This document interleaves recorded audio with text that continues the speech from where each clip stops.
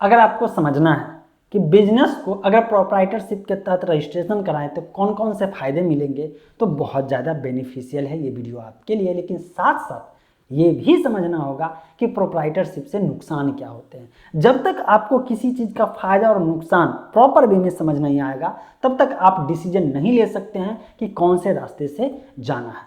Hello दोस्तों, मेरा नाम है अजय और आप देख रहे हैं एज इन्फॉर्मर।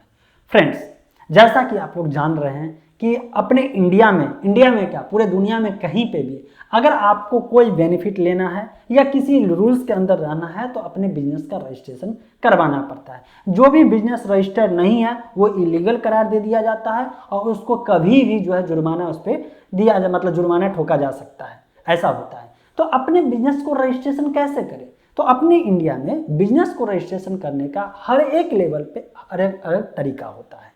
जैसा कि अगर आपको प्राइवेट लिमिटेड कंपनी रजिस्ट्रेशन करवाना है तो उसका तरीका अलग है। लेकिन अगर छोटे लेवल पे आप काम कर रहे हैं, आप अभी अभी बिजनेस को स्टार्ट किए हैं, अब उधर उतना पेपर वर्क में फंसने की जरूरत नहीं है, तो सबसे बेहतर तरीका है कि आप अपने बिजनेस को प्रोप्राइटरशिप के तहत रजिस्ट्रेशन कर ले।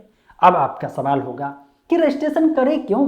तो देखिए, किसी भी टाइप का गवर्नमेंट का स्कीम के तहत या तो आपको सब्सिडी चाहिए या सरकारी हेल्प चाहिए, लोन चाहिए, बिजनेस करने के लिए पैसे की जरूरत है बैंक से, तो सब चीज़ के लिए एटलीस्ट पहले तो आपके बिजनेस का रजिस्ट्रेशन होना चाहिए ना।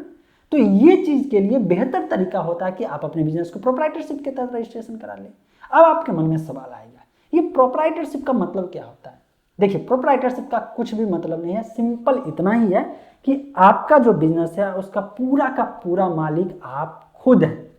जैसे कि मैंने एक कोई बिजनेस का नाम दिया, रजिस्ट्रेशन कराया, ABCD कुछ भी है, राइट, उसका प्रोप्राइटर मैं हूं, तो इसका मतलब है कि 100% कंट्रोल जो है ना सिर्फ मेरा है। बाकी उस मतलब कि उस बिजनेस के अंदर जितने भी लोग इन्वॉल्व हैं उनका कोई भी कानूनन अधिकार नहीं होगा। मतलब होता है ना कि जो डिसीजन मेकिंग में कानूनन अधिकार है वो नहीं होगा, वो 100% मेरा होगा कि कौन सा डिसीजन ये क्या करे क्या नहीं करे। जैसे सुनते होइएगा कभी, या तो मूवी में देखे होइएगा या कहीं ना कहीं सुनते होइएगा कि बड़े बड़े कंपनी में क्या होते हैं, कुछ लोग जो है कुछ लोगों को अपनी तरफ मिला लेते हैं और जो कंपनी को बनाया, जो स्टार्ट किया, एक लेवल तक पहुंचा, उसको ही निकाल दिया जाता है। तो ये ऐसा प्रोप्राइटरशिप में झंझट नहीं है, क्योंकि प्रोप्राइटरशिप का मतलब ही यही होता है।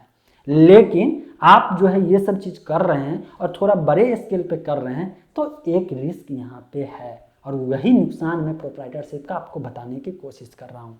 देखिए, जैसा कि आप समझें इससे पहले कि प्रोप्राइटरशिप में जो है पूरे बिजनेस का पूरा मालिक आप रखते हैं, तो जिम्मेदारी भी सिर्फ आप ही पे है। मतलब ये कि आपने जो बिजनेस शुरू किया है या बिजनेस स्टार्ट किया है या रन कर रहे हैं बिजनेस को, उसके अंदर कोई भी अनलीगल चीज़ होता है, इलीगल चीज़ होता है, अनलॉफुल एक्टिविटी होता है, तो उसका जिम्मेदार आपके नीचे जो काम कर रहे हैं वो नहीं होंगे, वो सिर्फ आप होंगे, क्योंकि प्रोप्राइटरशिप के अंदर पूरा ऑनरशिप आपके पास है। आपको जवाब देना होगा, अगर अरेस्ट होना होगा तो आपको अरेस्ट होना होगा, कोर्ट में जाना होगा तो आपको जाना होगा, तीसरा दूसरा कोई नहीं जा सकता है।